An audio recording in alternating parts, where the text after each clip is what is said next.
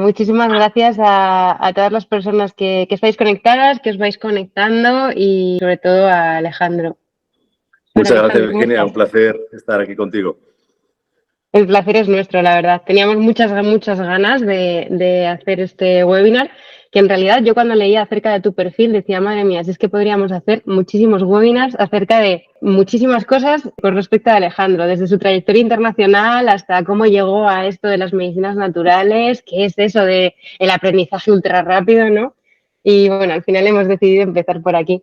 Voy a comenzar por presentarte un poquito. De tu perfil me gustaría destacar, Alejandro, eres doctor honoris causa por la Universidad de Ciencias y de Desarrollo Humano de México. Y bueno, tienes formación en medicina convencional, pero también en medicina natural.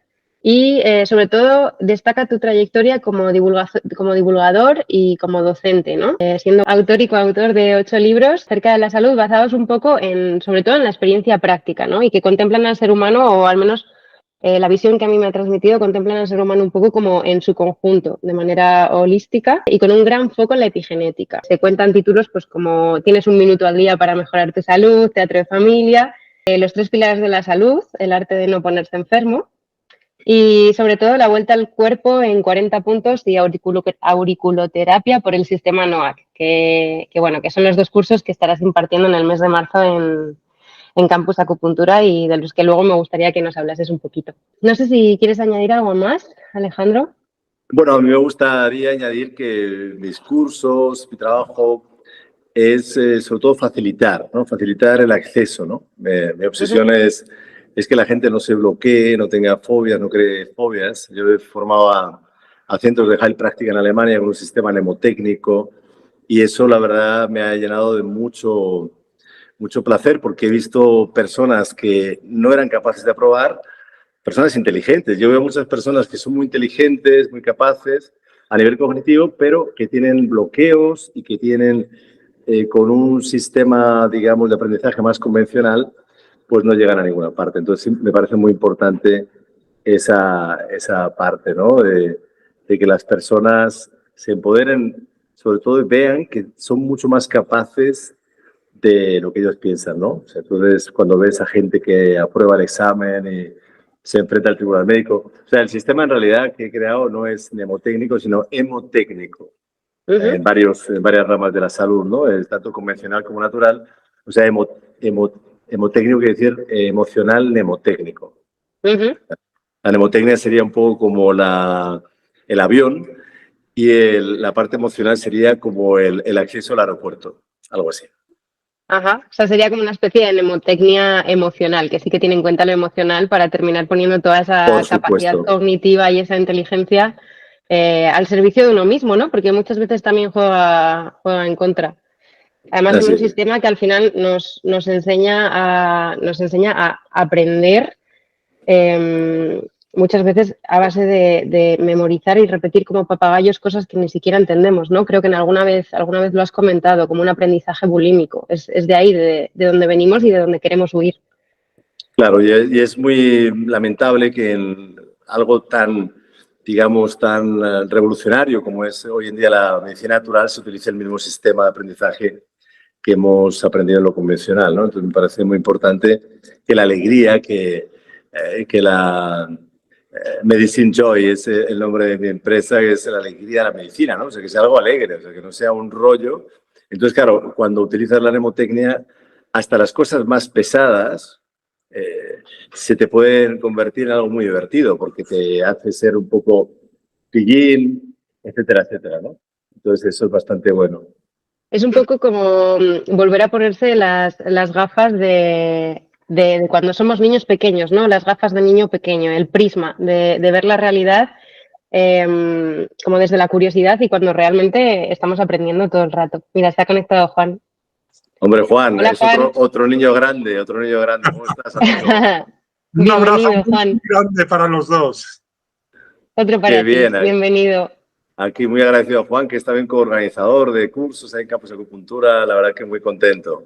Eso es. Estuve hace poco en Perú con Juan, asistiendo a su curso de craneopuntura y bueno, fue una maravilla, me quedé fascinado. Y un poco lo que hace un poco, no, mucho, lo que hace Juan es lo que estamos hablando, que esa parte del niño interior como que se activa en los cursos, ¿no? Que podemos ser personas serias a la hora de no poner a nadie en peligro con la salud y todo eso, pero la alegría, esa cosa de niño grande que tiene Juan, pues hace que...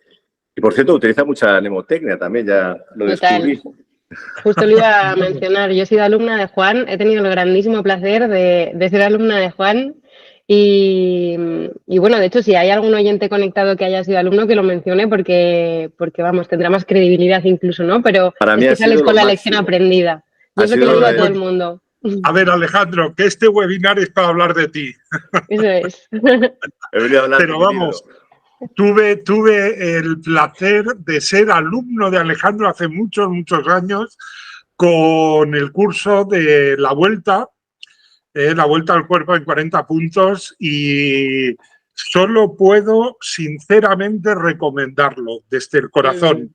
O sea, creo que más que un curso es una experiencia, es divertido, el aprendizaje es mucho y además es permanente.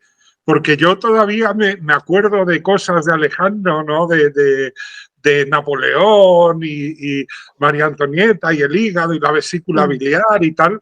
Y no sé, estamos hablando de esto hace 12 años o 14 años, una cosa así. O sea, divertidísimo, pero como dice Alejandro, el aprendizaje no tiene que ser soporífero, no tiene que ser aburrido, ¿no? Sino que se pueden aprender cosas importantes, serias, de una manera divertida, que es además un aprendizaje mucho más, pues yo creo que genuino, permanente y sobre todo eficaz, ¿no?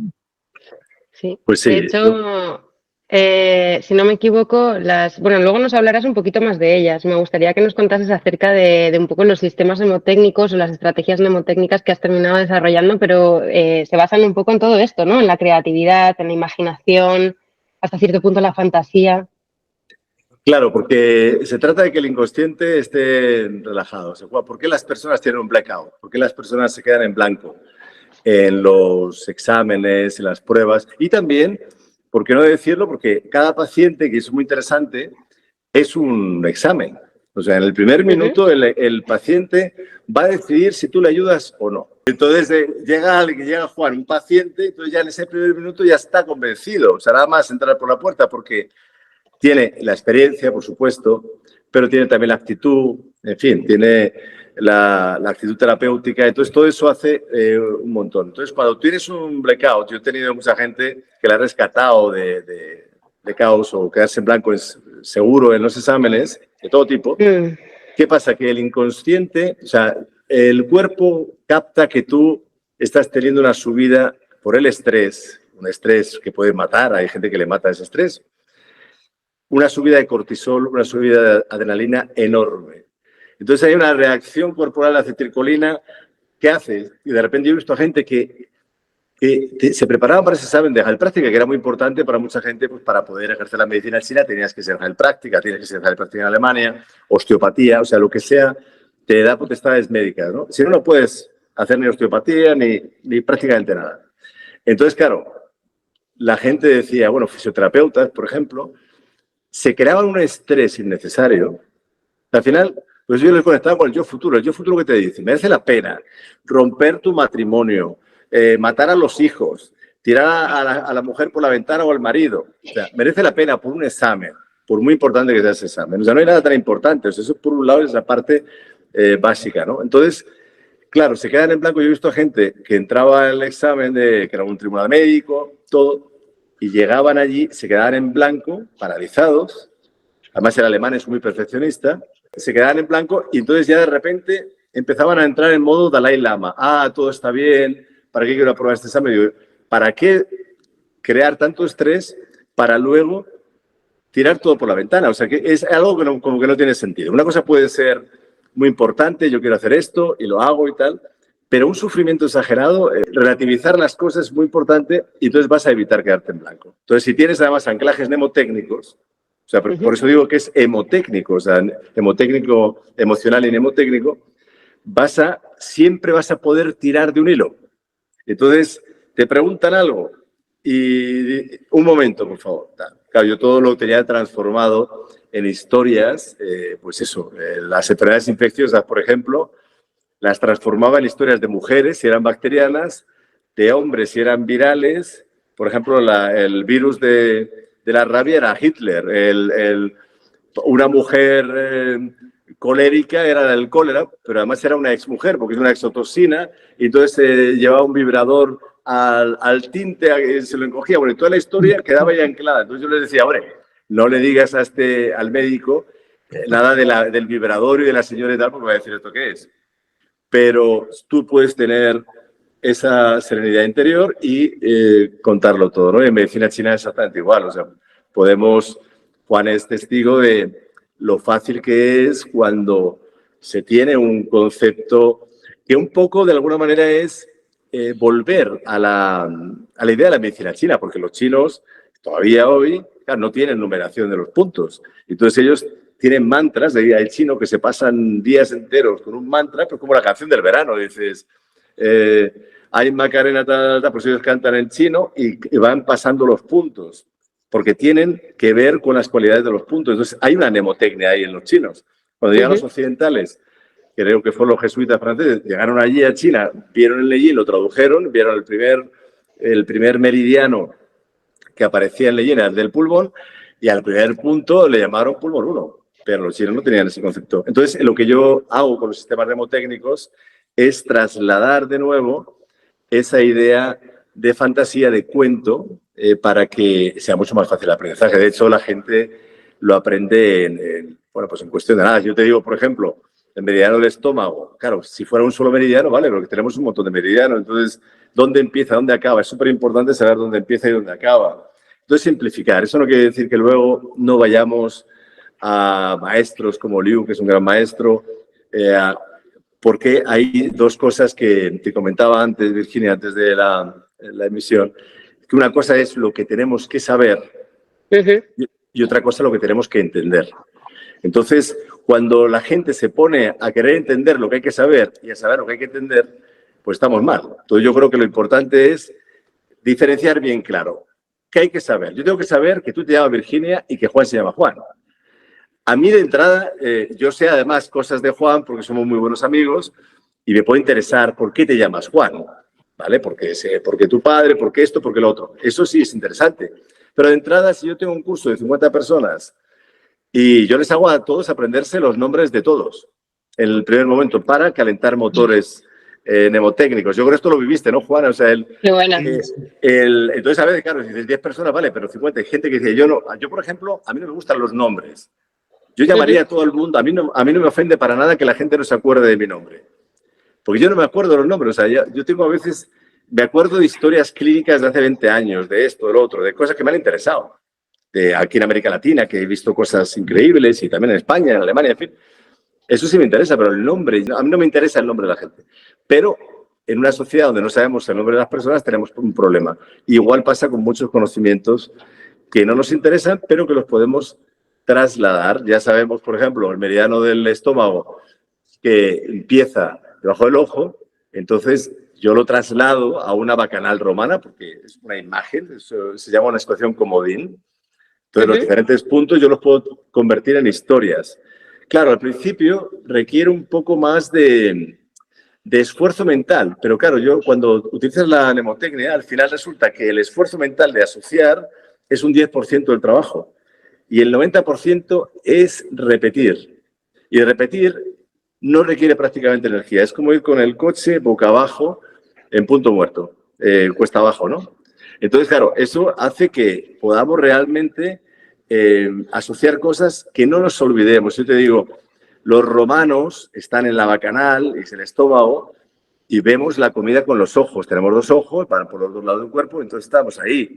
Y los romanos mastican la comida. Entonces ya sabemos que va a bajar por la cara, la mastican, la tragan, la mamá le da comida en el pecho, luego lo digerimos y vamos con esta posición andando, caminando hacia abajo y llegamos al último punto, el punto pozo, que es estómago 45. ¿Y por qué sé que está en el segundo dedo, en la parte externa, la parte de allá?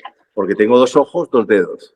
O sea, eso es un ejemplo de muchos. Y claro, Por eso cuando me dicen estos son trucos, no son trucos cuando se convierten en algo mucho más complejo, son estrategias.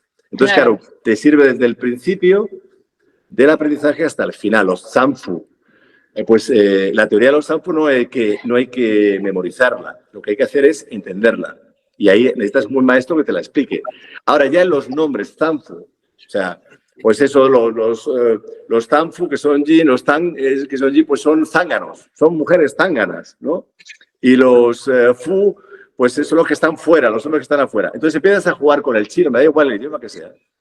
Yo sé que si me tengo que ir a un país donde se habla Swahili, yo lo que voy a hacer es que voy a aprender 200 palabras en unas horas, en nada de tiempo, porque yo ya sé, vale, esto quiere decir esto. Entonces, la mnemotecnia que consiste en cosas que yo no sé, asociarlas con cosas que sé, porque eso lo hace el cerebro automáticamente. Entonces, se trata de que realmente da igual que sea medicina china, medicina convencional. O sea, un ejemplo de medicina convencional muy claro es el del sistema hormonal. El sistema hormonal, yo tengo ahí una historia, bueno, todo como lo hemos hecho con caricaturas. Yo tenía un amigo actor que hizo las historias para el audio y le tenía que pegar porque se moría de la risa cuando estábamos grabando y era una cosa muy seria, ¿no?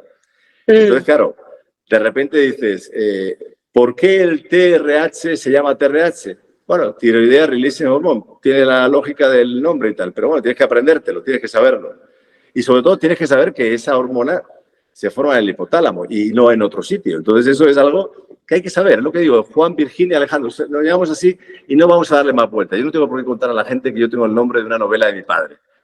Bueno, pues a lo mejor es interesante para alguien, pero yo no voy a ir a todo el mundo. Hola, me llamo Alejandro, una novela de mi padre.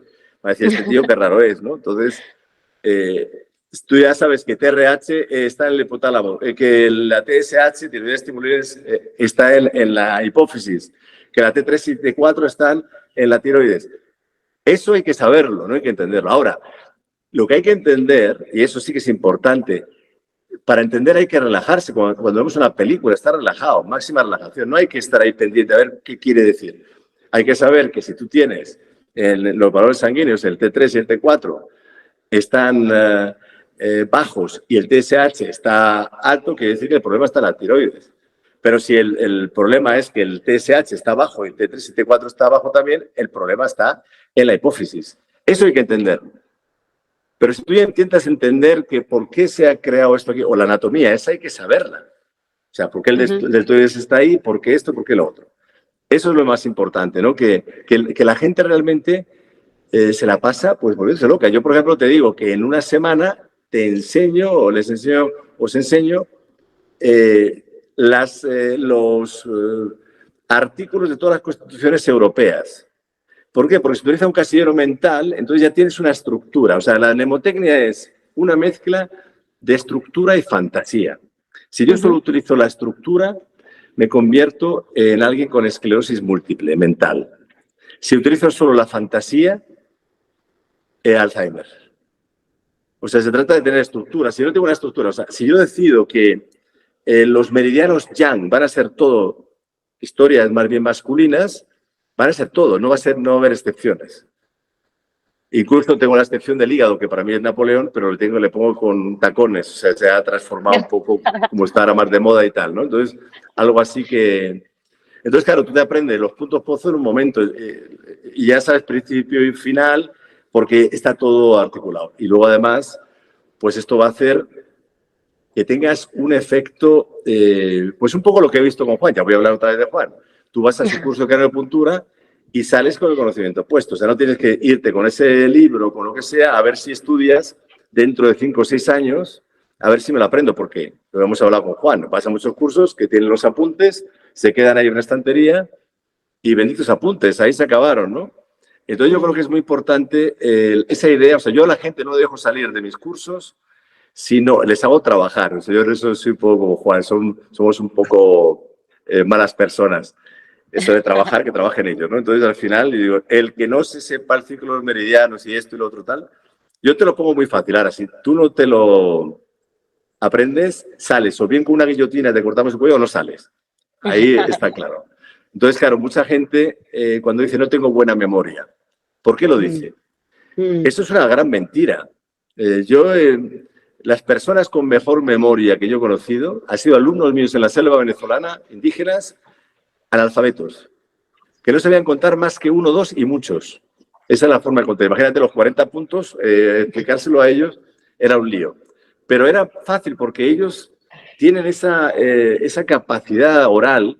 O sea, el tema de la alfabetización de la población es algo maravilloso. O sea, que en España no hay ahora analfabetos como había hace 50 años, o mucho menos. Es fantástico en muchos países, cada vez menos. Lo que pasa es que estamos convirtiendo, ahora además con la inteligencia artificial, estamos convirtiéndonos casi todos en semi-analfabetos. Que es mucho peor, porque yo tengo un gran respeto a la persona analfabeta porque tiene unas grandes ventajas mnemotécnicas, por ejemplo. Ellos tienen que memorizar, o sea, la tradición de los juglares franceses, alemanes, de los griegos, la tradición en España, mi amiga Victoria, que es una cuento, narradora oral que te cuenta historias de Gerineldo, esto, lo otro, son historias larguísimas, poemas, la canción de Golán, la canción de Golán, te la contaban y había mucha gente que te la contaba con pelos y señales y no sabía leer y escribir. Entonces, ¿qué pasa? Que cuando tú sabes leer y escribir, un fenómeno que se da mucho entre los especialistas, médicos, fisioterapeutas, enfermeras, etcétera, es que tienen una extraordinaria memoria a corto plazo.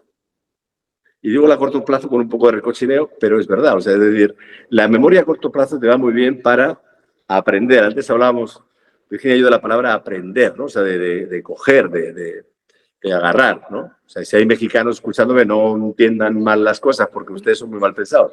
Pero entonces, cuando tú tienes una buena memoria a corto plazo, está muy bien, o a medio plazo, que es lo del aprendizaje bulímico, ¿no? Aprendes para un examen, que eso te va muy bien hasta los 20, 25 años, luego ya no funciona.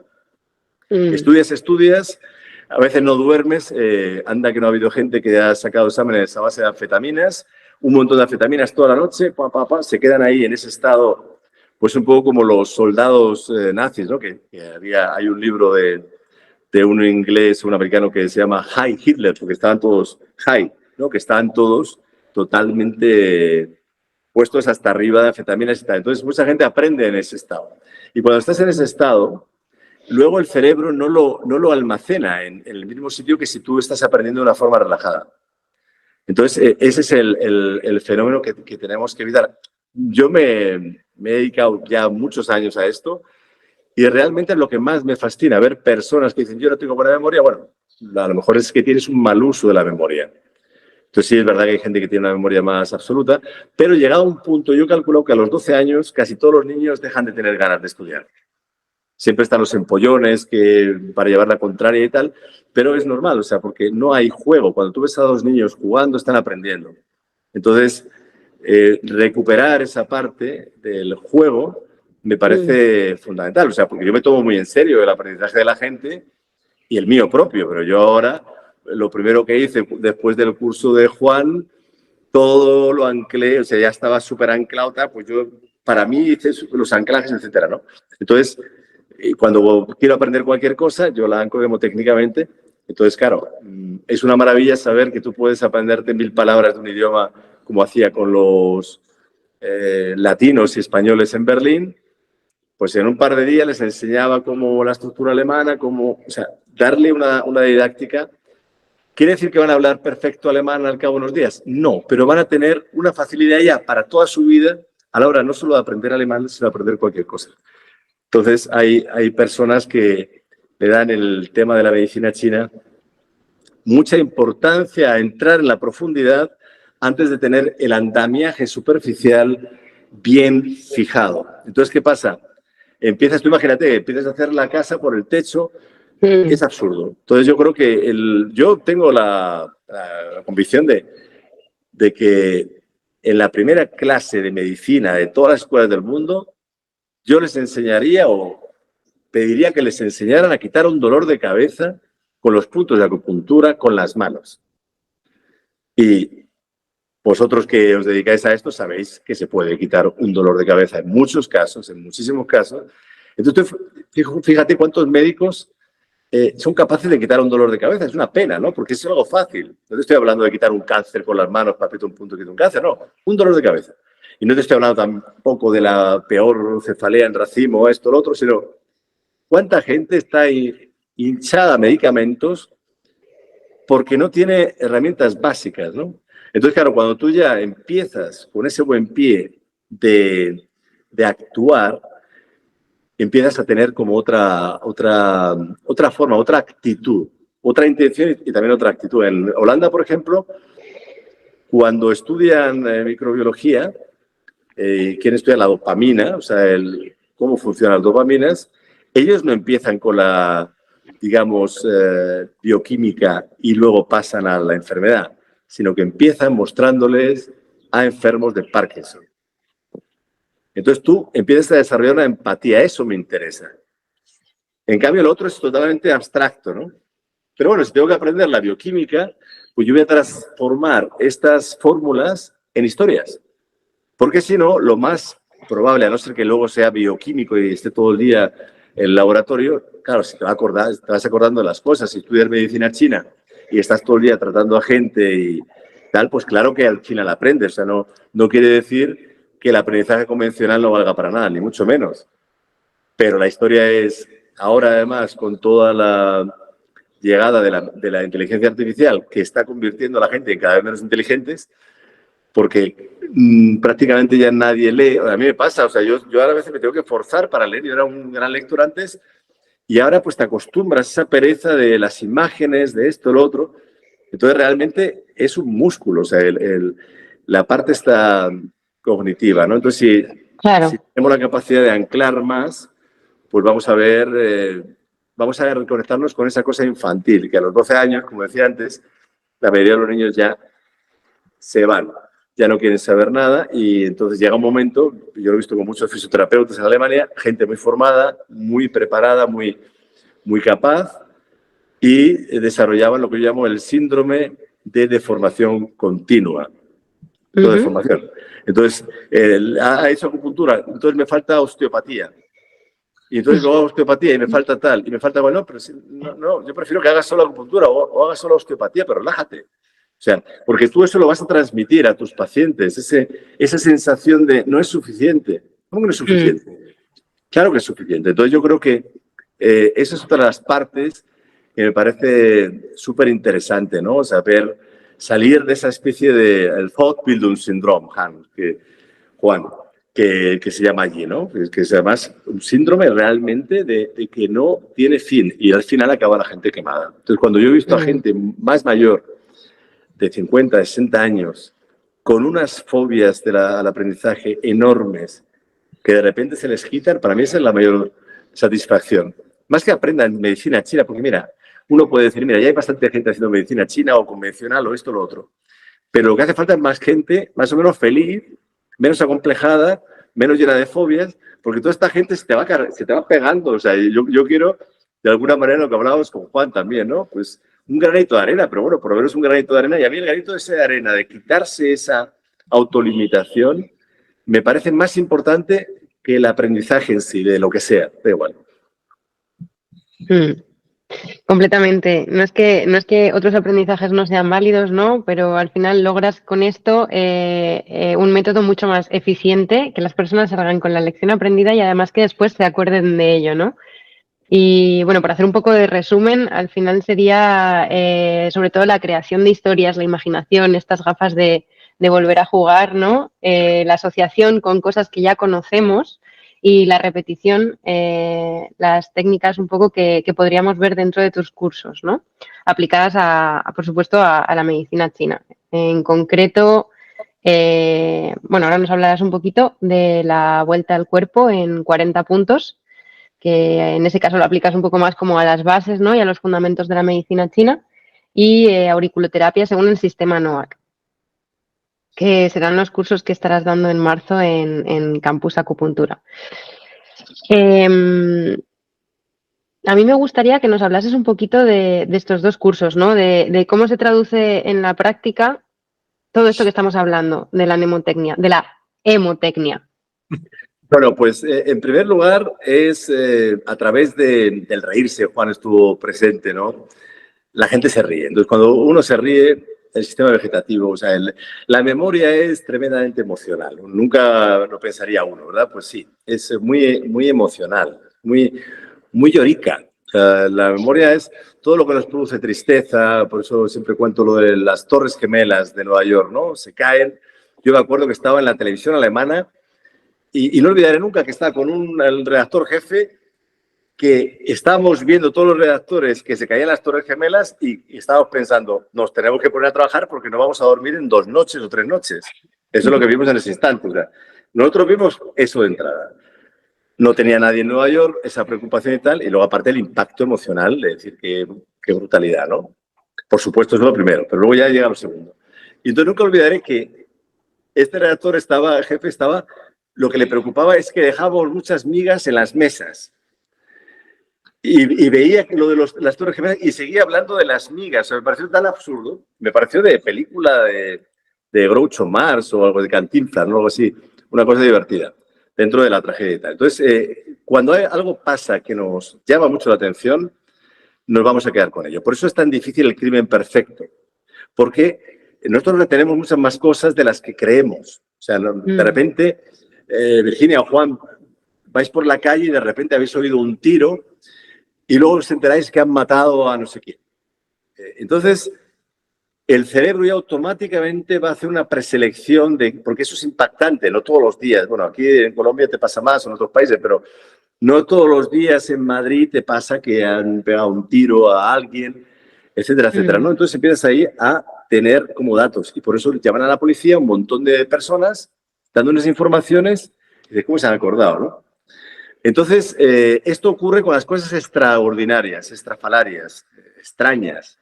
El nacimiento de mi hijo. Yo nunca olvidaré que cuando nació mi hijo, a las 5:26 de la mañana, que digo, este maldito me está despertando muy temprano. Bueno, estuve todo el día ahí, estuve en el parto, y el cirujano, bueno, el médico que asistió, se llama Dr. Frühauf, que esto Juan lo puede traducirle a la gracia, porque que a las 5 de la mañana venga un señor que se llama Doctor Madrugador, pues era como decir. Entonces no olvidaré nunca eso. ¿Por qué? Porque era una situación muy importante para mí, el nacimiento de mi hijo. Además vi que la mano era igual que la mía, ya me quedé más tranquilo. Dije, bueno, parece que sí, aunque decía todo el mundo que se parecía a un amigo de su madre, pero bueno, yo ya con la mano me quedé ahí. Entonces eso, una cosa muy emotiva, de lo más importante, la muerte de mi madre, el nacimiento de mi hijo. O sea, esas son las cosas que a uno se le quedan más, ¿no? Realmente, la muerte de cualquier persona querida. Más luego la gracia, pues en el caso de las Torres Gemelas, que ese absurdo de que alguien esté diciendo que regañándonos porque dejábamos migas en las mesas. Cuando se acaba de morir un montón de gente en Nueva York y eso es el colapso total y estamos en una televisión internacional, con lo cual, pues eso no se te olvida, el detalle. O sea, detalles y más detalles y pues puedes acordarte de un montón de cosas. Entonces, claro, quizás es este componente emocional el que también llevaba a Juan a decir que tus clases, tus cursos son una vivencia, ¿no? Como que son una experiencia en sí mismos. Claro, son una vivencia porque a mí lo que me importa es que las personas se den cuenta, dejen ya, como decimos aquí en Colombia, de la pendejada esa de yo es que no tengo buena memoria, es que ya soy mayor. Pues perdona, pero un bebé tiene muchas más neuronas que nosotros y solo sabe decir culo, culo, culo, como decía mi hijo, ¿no? O sea, quiero decirte, porque se trata de la sinapsis y luego además se ha demostrado que las neuronas antes se pensaban que ya morían, no se creaban más. Bueno, pues sí. Entonces, si una persona va generando más sinapsis, o sea, lo que importa ahí es la calidad de las sinapsis que vayamos creando. Entonces, eso va a ser. Eso es como tener, sí, un coche que tiene muchos caballos, pero que no puedes utilizar más que unos pocos, ¿no? Entonces, a lo mejor un coche tiene menos caballos, pero puedes usarlos todos. Pues esto es algo así, ¿no? Entonces, cuando ya salimos de esa creencia de que no nos vamos a quedar con las cosas, que no hay manera y tal. Entonces, ya podemos empezar a entrenar. Por ejemplo, yo a Juan, sé que se llama Juan porque lo conozco hace muchos años, lo quiero mucho, es amigo. Entonces, no tengo que decir cómo se llama Juan. Pero si viene alguien de nuevas aquí en Colombia o en México, en España, donde sea, que se llama Juan, y me tengo que aprender el nombre por alguna razón, porque me debe dinero o algo así, yo le diré, yo pensaré, lo asociaré con Juan, porque es el gran amigo Juan. O lo asociaré con Juan el Bautista y lo veré como lo decapito y yo vestido de Salomé.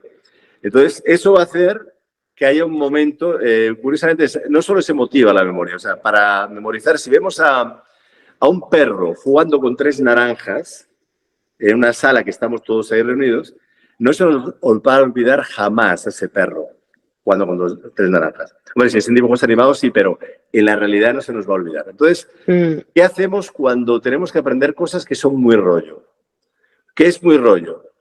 Pues, por ejemplo, saberse dónde están los puntos es un rollo patatero, porque ¿a quién le apasiona saber el recorrido de los meridianos y los puntos? ¿A quién le apasiona conocerse todos los huesos, ligamentos, inserciones, músculos, todo, el cuerpo humano? Pues yo creo que a nadie. O sea, la verdad es que, bueno, habrá siempre algún friki que le gusten estas cosas, ¿no? Luego también yo tenía un colega en la escuela esta alemana que era Asperger, médico genial. Él te explicaba el hígado, dices, ¿qué te lo explico? En 3 minutos, en media hora, en 2 horas. Y te lo explicaba todo tal. Pero no podía tratar a nadie. No tenía empatía, ¿no? Le costaba, era buena gente y todo, pero era totalmente, o sea, tenía Asperger. Y no, o sea, que las personas con más memoria absoluta, hay como una especie de relación natural extraña, suelen tener menos empatía. O sea, es como una compensación natural. Eso no quiere decir que no haya personas con una gran memoria y que tengan a la vez mucha empatía. Ahora, la empatía, había una obra de teatro en Alemania que era Empathy Now, o sea, empatía ahora. Es cómo conseguir empatía cuando alguien no la tiene. Bueno, pues es muy complicado. Eso es muy complicado. No digo que no se pueda, pero lo veo altamente difícil. A un psicópata enseñarle empatía. Pues ya verás tú cómo. Yo he tratado a muchas víctimas de psicópatas, hombres y mujeres, y te aseguro que lo que he podido hacer es ayudar a estas personas a que se defiendan de estos monstruos, pero ayudar a los psicópatas a que tengan empatía es muy complicado. En cambio, una persona empática, que a lo mejor no tiene siquiera ese cociente intelectual, porque además el cociente intelectual se basa en cuestiones lógicas, matemáticas, o sea, no está abordando, cuando te hacen un cociente intelectual, no te están abordando un montón de niveles de la inteligencia. La inteligencia. La inteligencia emocional, etcétera, etcétera. Entonces, estas personas, gracias también a la mnemotecnia, pueden conectarse a través de esas imágenes internas. Entonces hay que ver también si una persona es más visual o si una persona es más auditiva. Entonces, por eso yo voy siempre por tierra, mar y aire. O sea, hay audios, hay vídeos, o sea, tiene que ser de forma que te llegue, ¿no? Que te llegue todo por los ojos y por los oídos, también, evidentemente, con la parte cinestésica, ¿no? De tocarte, ¿no? Hay gente que aprende así. Gente que le gusta que le toquen, hay gente que no le gusta que le toquen, gente que le encanta el masaje, a mí me encanta, hay gente que no soporta el masaje. Entonces está bien conocerse uno a sí mismo. Entonces cuando la persona se conoce a sí misma, va a poder saber mucho más realmente cómo abordar las cosas. Entonces, ¿qué hacemos cuando tenemos, por ejemplo, alguien quiere aprender anatomía? Y este es el radio y este es el cúbito. Bueno, eso, si fuera solo esas 2 cosas, pues te las aprendes de memoria, las repites 3 veces o 5 o 10 y ya está. Pero tienes que aprenderte 200 y pico huesos. Entonces, eso ya no es tan fácil. Entonces yo digo, imagínate que tienes aquí en el pulgar una estación de radio. Tienes un impacto, tac, estación de radio, lo puedes repetir un par de veces y ya te vas a acordar. ¿Cuál era el que tenía la estación de radio? Y vas a decir, este no era. Puedes decir también, y en los cubitos de hielo con este dedo meñique los pongo en el agua y hago ¿quién se pone? O, por ejemplo, yo despido a mi gran amor, que es la historia del corazón en la medicina china, diciéndole adiós, amor, porque aquí está el último punto, 9 corazón, corazón 9. Y además, ¿dónde empieza el meridiano? Empieza en la axila. ¿Por qué? Porque antes de ir a visitar a tu gran amor, tienes que ponerte desodorante. ¿Y dónde te pones el desodorante? Pues en la axila. Tú vas a poner el desodorante en la oreja. Entonces, incluso si fuera el inicio en la oreja, o sea, las cosas que son inverosímiles, que son absurdas, nos vamos a quedar con ellas. O sea, realmente, digo, es que había una persona, tú ves en el metro a alguien, bueno, a mí me han detenido varias veces en el metro de Berlín porque me quedaba mirando las orejas por la auriculoterapia y tal, y me han detenido por acosador de orejas ya varias veces, al final me iba en bici, ¿no? Entonces yo de repente, imagínate que ves a alguien que se pone el desodorante en la oreja, no está olvidado. Entonces se trata realmente de crear sistemas que no solo tengan como trucos pequeños, también en la medicina convencional, sino que haya una estructura. Por eso decía, la estructura que te dé Claro. paso a esa fantasía que va a poder permitirte aprender a una velocidad de vértigo. O sea, realmente yo lo que digo a la gente, si haces el curso y repasas, esto no lo decía también Juan, después del curso de canocultura. O sea, él lo enseña, vamos, es imposible que sea lo mejor y realmente te queda. Ahora, si no haces nada con ello, yo enseguida me busqué ahí en Lima gente para tratar y tal, porque sabes que si no, esa parte que es el 90% de la repetición, del repaso, es algo fundamental. Claro, y es esta estructura la que tú ya has creado, ¿no? Esto, son todas estas historias las que luego llevas en tus cursos, ¿no? Como por ejemplo en el de la vuelta al cuerpo en 40 puntos, yo me lo imagino un poco así. No sé